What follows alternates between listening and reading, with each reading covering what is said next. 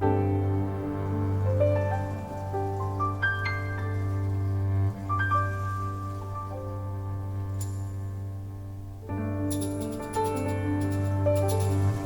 following story is true. The unusual vocalizations you are about to hear were tape recorded by a news reporter in the high Sierras of California. The sounds are human-like, but very powerful compared to the human voices with which they interact. This is because they are dynamic and almost operatic in projection and delivery. Scientists say these remarkable vocalizations indeed are those of a very large, human-like primate order. Enjoy them with us as we share a rare and unique listening experience.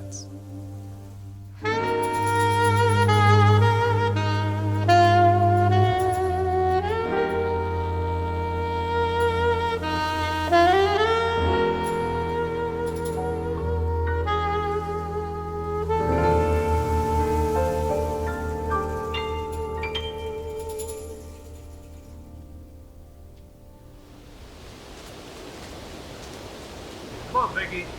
Come on now. Come on, boy.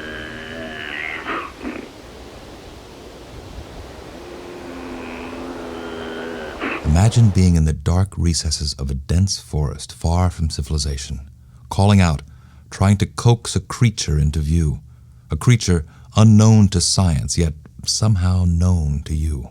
And you know it walks upright, leaving footprints a lot bigger than your own, and that it has a big voice that can make you tremble and want to run for your life.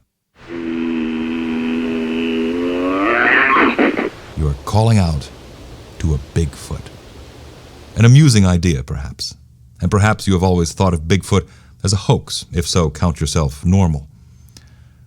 Our story, however, could be yours, or that of anyone who has hiked, hunted, fished, camped, worked, or merely vacationed in our off-road wilderness areas. It is a story time-tested before science. A story that comes close to bridging myth and legend with the reality of human discovery. Our news reporter entered the story more than a year after it began with a small group of deer hunters at their camp high in the Sierras. The hunters were family and friends, businessmen from the San Joaquin Valley. They included two brothers who that day had led the reporter on the long hike into their camp. The camp was remote and secluded. A log shelter and a cook area quartered beneath a stand of old-growth pine facing a rocky ravine where alder grew and a spring provided cold, clear water. In a grassy meadow nearby, names, dates, and graceful ghost-like images carved deep in the white bark of quaking aspen recalled lonely shepherds who might have shared a knowledge of the Bigfoot creatures as much as a century ago. In the tree-lined glades of this still autumn night, there were thin patches of early snow which had crusted in the freezing cold and dark before the moonrise. At the camp stove, with its iron sides and top hot and faintly aglow, dinner utensils soaked in a pan of simmering water, and coffee steamed in a blackened pot.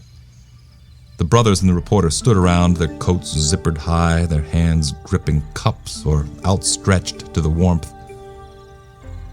The brothers carried shoulder-holstered .44 Magnums, but also had brought along their rifles and deer tags. They had traversed the wilderness region many times and knew the game trails and rests and the way in and out. They were wiry and rough-hewn in appearance and wore faded plaid and khaki. They looked like hunters, unlike the reporter, who wore a knit cap, a down ski jacket, and a military-style Colt .45 semi-automatic awkwardly holstered on his belt. It had taken him months to gain the brothers' confidence and be invited to the camp. Hear that? The sharp sound of wood striking wood caused them to glance at each other and then about, half turning away from the stove to peer uphill into the darkness. The kerosene lantern hung above the stove cast their shadows eerily into the pine and brushy alder nearby. Beyond that pale illumination and contrast, every solid form lost its definition. It was the older brother who had spoken. He wore a gray, sweat-stained ball cap. He tucked his chin in as if taking a breath and smiled knowingly. The expression that crossed the younger brother's round, thinly lined face appeared more serious as he turned his attention to the stove's open door, where a small log burned half outside the hearth. With a wince, he gently booted the log back inside the stove. A shower of sparks belched from the stack. One night, he had seen one of the creatures through a crack in the shelter's wall. He swore its shoulders were 3 to 4 feet wide, and that it stood between 8 and 10 feet tall. On the hike into the camp, and now around the stove, the reporter listened to the brothers reminisce and tell their stories. It seemed that over time, the creature's behavior had changed from trying to frighten everyone out of the area to accepting their presence. Occasionally, even in daylight, when the men were hunting less than a mile away, the creatures would come in and nose around, doing things or leaving tokens that showed their interest and curiosity about the men and their camp. One time, they had inspected a deer carcass hung between 2 trees, leaving a cheesecloth pulled back and their big footprints in the damp earth beneath.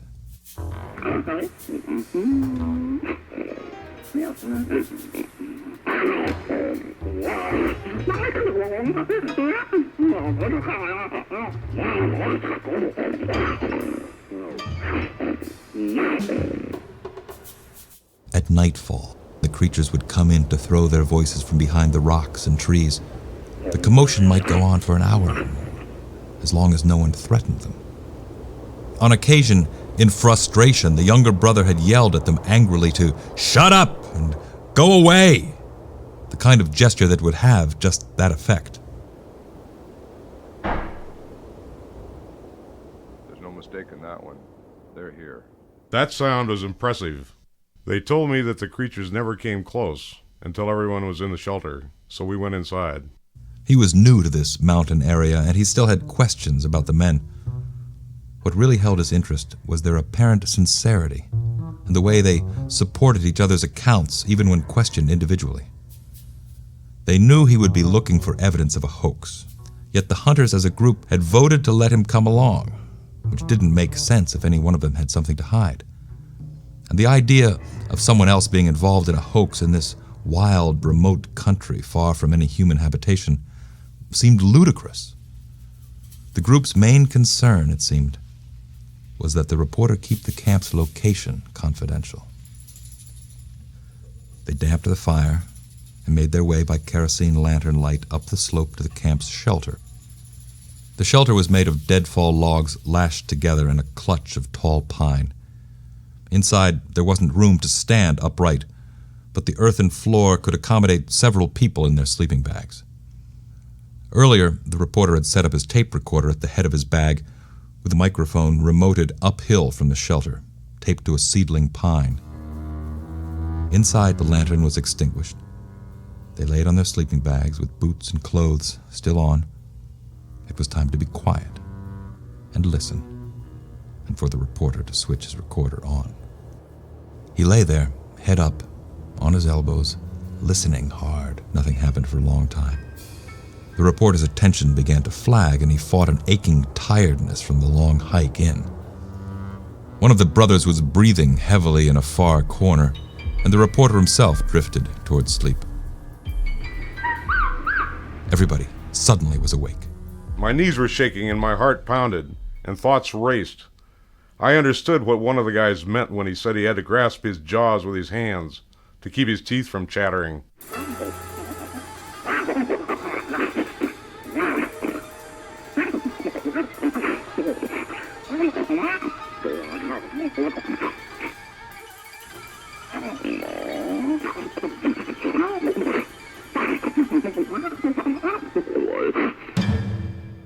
I struggled in the dark to get to my feet.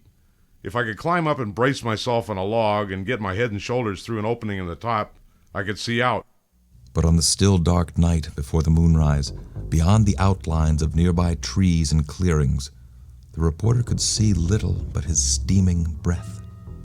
Nothing moved. Then he heard it again, coming from uphill, beyond the clearing where the microphone was hidden.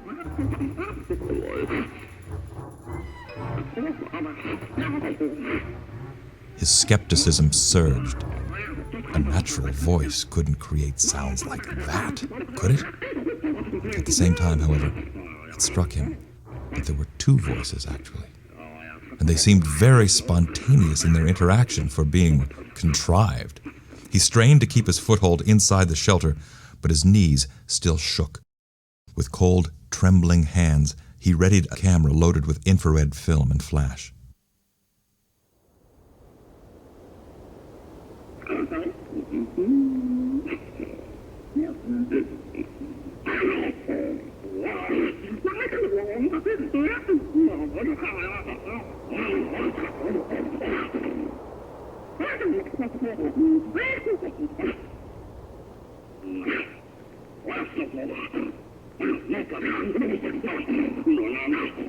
The reporter could hear the things very clearly 100 to 200 feet away, uphill and in front of him. But what about his flanks and behind him? He craned to see through the dark in other directions. He could make out the seedling pine where the microphone was hidden and the narrow clearing which receded into the trees beyond that. He wondered if the cold would affect the microphone.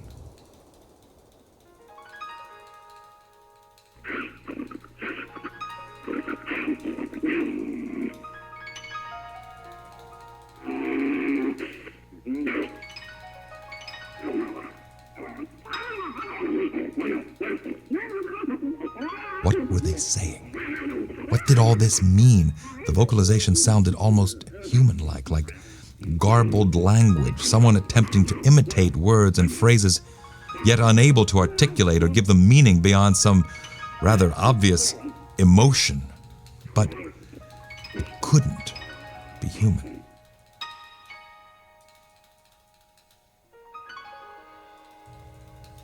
There was a lull in the activity and vocalizations. 5 minutes of silence uphill stretched to 10 and more. The reporter's arms and legs ached where he was forced to brace himself against the logs and branches. As time passed, the rising moon began to filter pale light through the overhead trees, faintly illuminating the open areas and the narrow stretch uphill above the microphone. Inside the shelter, the brothers moved around. He could hear them talking in whispers about going outside, down to the kitchen to get some food to set out. One of them began to call out, Come on, Biggie. Come on now. Come on, boy. They had the reporter guessing. How could they be so calm? Were they really serious about leaving the shelter to wander around outside? Except for the younger brother, everyone seemed to regard the creatures as friendly and shy, despite their sometimes menacing and angry-sounding outbursts. It was clear also that they had come to think of the creatures as individuals, male and female, youngster, and the one with the deep voice, the old man. An upright log that was wedged between two trees and tied off with a heavy rope inside served as the shelter's door. This had been swung aside, and now the men were outside. The brothers had stepped out in front of the shelter for a moment to look uphill. They had turned and walked downhill towards the kitchen area where they gathered a few leftovers from dinner. While they were gone, the reporter pulled himself further up through the hole so he could sit on one of the cross logs that girded the shelter's roof. He kept his camera in hand and his eyes uphill, scanning for anything that moved. Place yourself in his boots for a moment. He had backpacked and camped out in the high mountains from boyhood, had seen action in Vietnam, was a former law student and aide in the state legislature, and had been reporting for several years, much of the coverage by nature investigative and critical. Why was he chasing a Bigfoot story on this dark, chill autumn night? Knowing all the while that amongst his colleagues Bigfoot and people who chased after Bigfoot usually were the butt of jokes. Bigfoot sightings and reports had become increasingly commonplace in California's extreme northwest and the Sierras.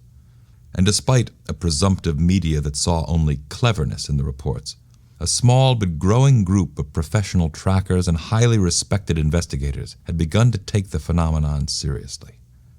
He had become acquainted with one of them, Peter Byrne, a former big game hunter with an Irish brogue whose credentials extended to Nepal and the Himalayas. Peter had quietly tipped the hunter's story the reporter's way. It was an incredible-sounding story, Peter said, but it was far to the south of his research area, and with his limited funding, he doubted he could do a proper or very thorough follow-up. Would the reporter be willing to give it a go? Okay, Biggie, here comes some dinner.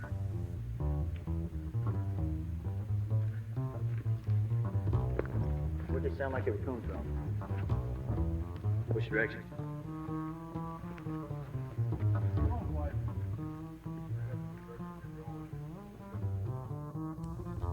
Uphill, the brothers would lay out an offering for the creatures, the scraps they had collected from dinner. I don't know whether we can or not. Huh? Right through here. Up through there? Yeah, but I don't think you'll come down that low again. Yeah. No, right out? Yeah. Okay, clear right there. Come on, boy. Let's think now.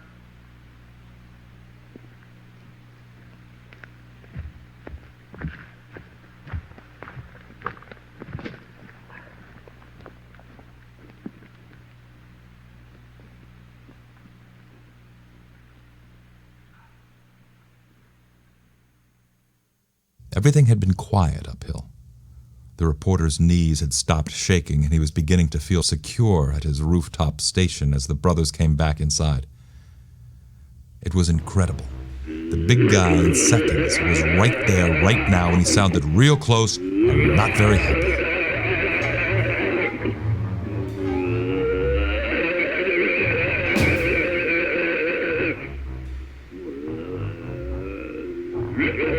The reporter was hanging by his elbows with his feet dangling below.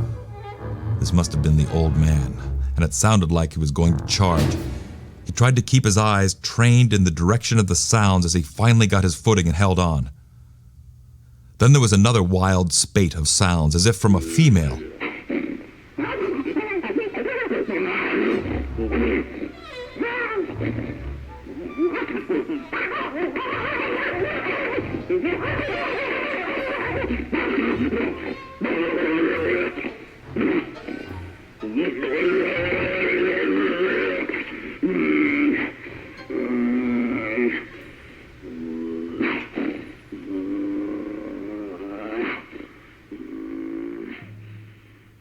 Tales that tell of Bigfoot, or Sasquatch, as it's known in the far northwest, go back to Lewis and Clark and the Pacific Northwest expeditions.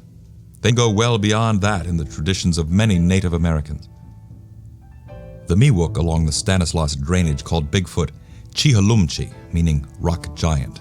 Along the Merced River, they called it Uli, which also means rock giant.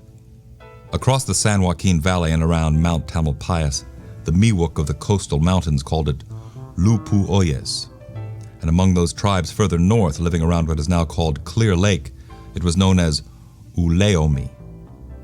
As with their Sierra brethren, both Lupu Oyes and Uleomi were rock giants who lived in caves and came out at night to make a crying noise, "Hoo, hoo, hoo," like a baby, to lure the Miwok women away from their fires.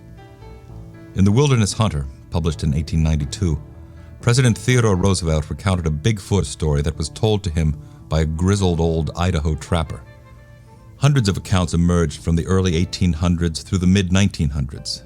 They were found in old letters, books, and newspapers that recorded history as the frontier was explored and settled. They record visual encounters with a hair-covered, half-man, half-ape, the discovery of strangely large but human-like footprints on a trail, and sometimes other telling but inexplicable evidence, including an oddly human-like vocalization described as gibberish or a jabber, a baby's cry, and occasionally an inhuman, horrifying yell in the dead of night. These are the same types of myths, legends, and published accounts that preceded the discovery of the gorilla in 1902, not that long ago. And today, as then with the gorilla, Bigfoot continues to make news and bother those of us who think we know better, that no such creature could exist. And again, as then, almost always the stories focus on chance sightings or isolated incidents. To the intrepid deer hunters of this story, encounters with the Bigfoot people had become almost commonplace. The older brother again stepped outside in front of the shelter where the reporter could see him and walked uphill in the direction of the microphone and food. There was a whistle, and the hunter whistled back.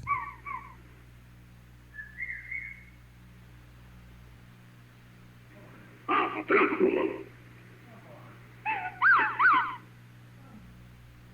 on now. He'll be back. Come on down.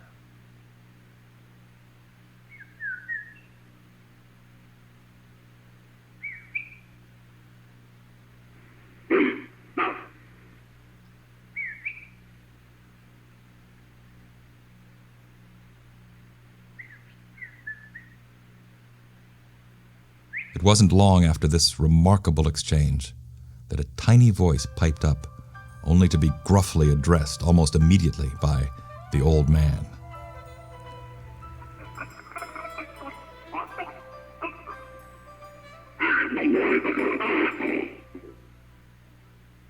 There was a silence. Then it seemed to the reporter that the old man was mulling the situation over, maybe pondering things.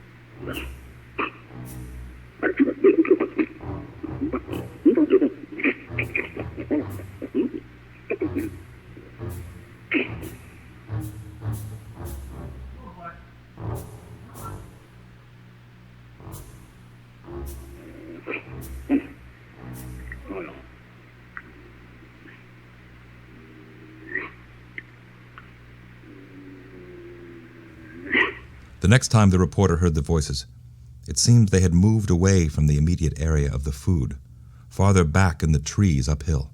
It was the old man again. And to the reporter it seemed as if he had a parting thought as he took his family from the area. There was something enigmatic and touching about it all. The hunter continued his calls from inside the shelter, but for just a moment the reporter listened closely and let his imagination play, trying to visualize what was behind the triad of weirdly human-like sounds.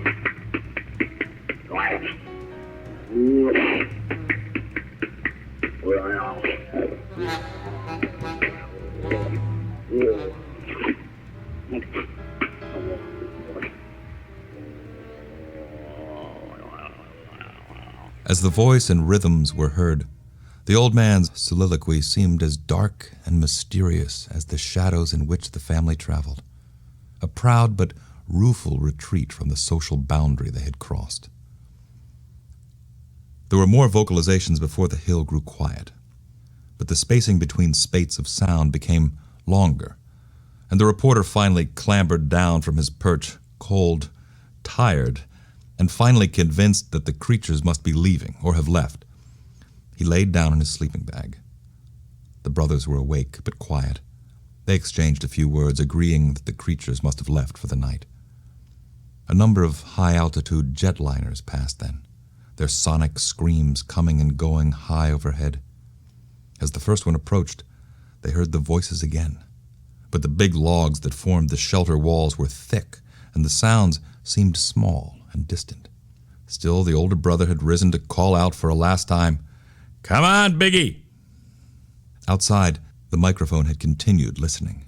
The jet sounds and those of the old man were unmistakable on the playback, but the old man's voice seemed anguished and angry, as if the high-pitched sounds hurt his ears and he had raised his fist to the sky.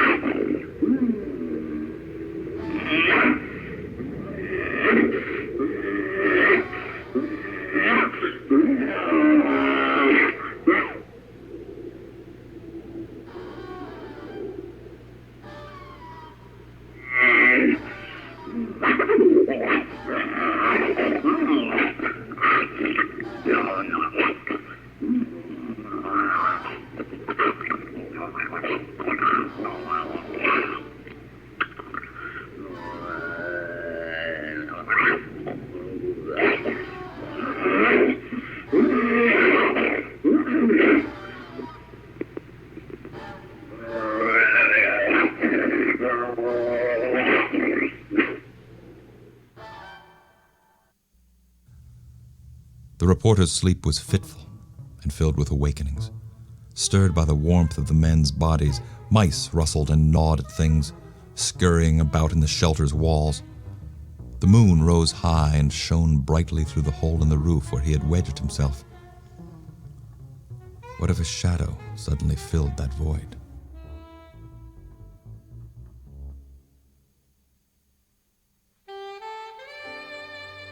Aside from the mice and the sound of the others' heavy breathing, why was everything out there so damnably still?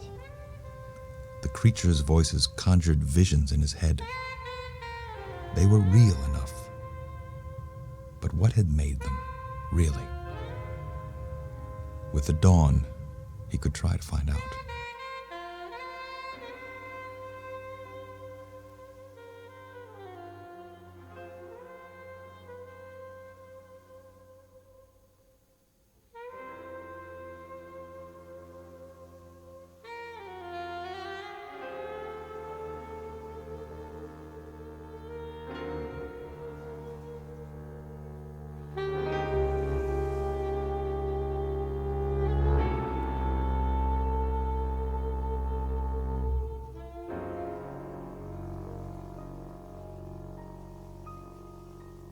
When daybreak finally came, the reporter and his companions found huge, fresh footprints in the crusted snow and pine mat.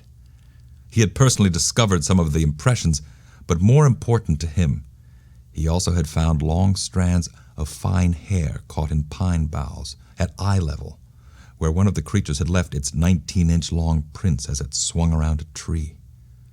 It was subtle but persuasive evidence that the creatures were flesh and blood and really existed, and that the events of the night before were not part of a pipe dream or the product of an elaborate hoax. The most important evidence, however, were the tapes, the continuous recordings he had made. There would be other recordings of the creatures from nights to come, until the camp was under snow. But his hidden camera traps, which he would carefully set up in the pine around the camp area, would be mysteriously ripped from their moorings. He would find their parts dangling from limbs and scattered about in the ground. There would be no photographs, and there would be some disappointment in the fidelity of the recordings. There was a high hiss level, and sometimes it sounded like the creatures were right on top of the microphone. Get a picture. That was the advice of Irv Tybal, a technical expert and lead consultant in the U.S. Senate hearings investigating the Nixon-Watergate tapes. Tybal is president of Syntonic Research, a commercial acoustics laboratory which specialized in detecting tape alteration. When the original tapes were sent to Syntonic, Tybal and his research assistant Mike Cron had taken a serious and voluntary interest. In Cron's opinion, The vocalizations were spontaneous and had been made at the time of the original recording. For Teibel's part, there was no evidence of acoustical feedback or an indoor 60-cycle hum, or was there any of close-in recording as from a handheld microphone. Evidence of such acoustical signatures would have been damning. Teibel and Krahn had tried to enlist the interest of other scientists, but none had responded. Teibel suggested that the reporter contact a university acoustics lab closer to home where the tapes might be examined and evaluated more thoroughly in the interest of science.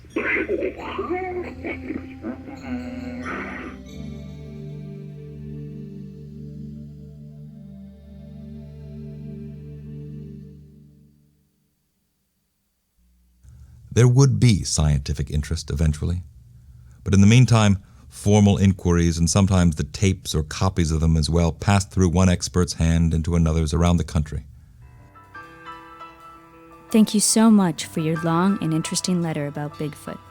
I'm fascinated by the phenomenon and by your approach to the problem too. Have you written to Dr. John Napier about it? He's on a committee which evaluates reports of such legends. Good luck. Yours sincerely, Jane Goodall, Stanford University School of Medicine, Department of Psychiatry and Behavioral Sciences.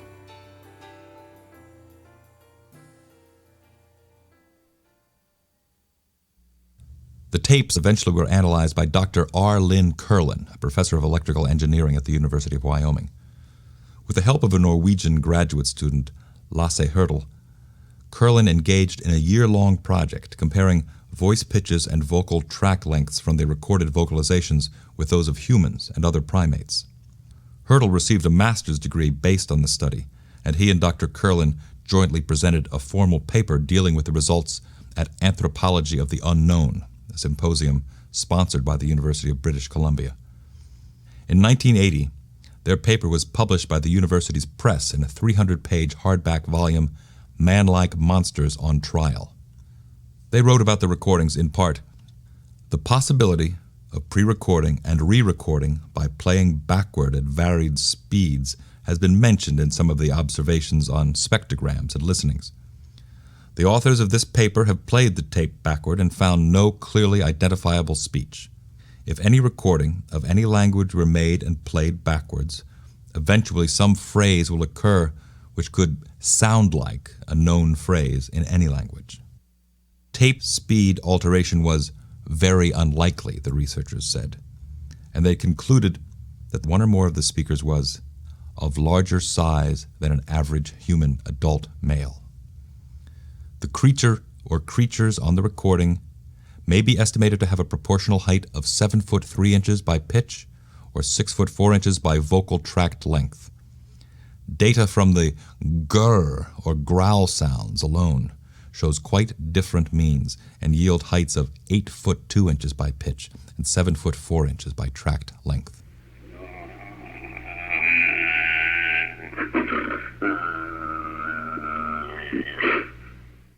The reporter asked Dr. Kirlin to comment on the creature's whistles as compared to human whistles, because voice prints provided by a University of California primatologists showed them as having distinct harmonics, whereas the human imitation did not. The professor said the creatures could be able to whistle utilizing only a part of their vocal tract. If they had a human-like vocal tract, they might be able to whistle using the constriction between the two vocal cavities. The professor has spoken of his continued support for research of the sounds in the same spirit of the Watergate master of tape alteration detection, I.E. Teibel, in the interest of science. In a final note, Dr. Kirlin wrote, "It is hoped that the remaining uncertainties will not be considered reason for dismissing the recordings. If Bigfoot is actually proven to exist, the vocalization on these tapes may well be of great anthropological value, being a unique observation of Bigfoot in his natural environment."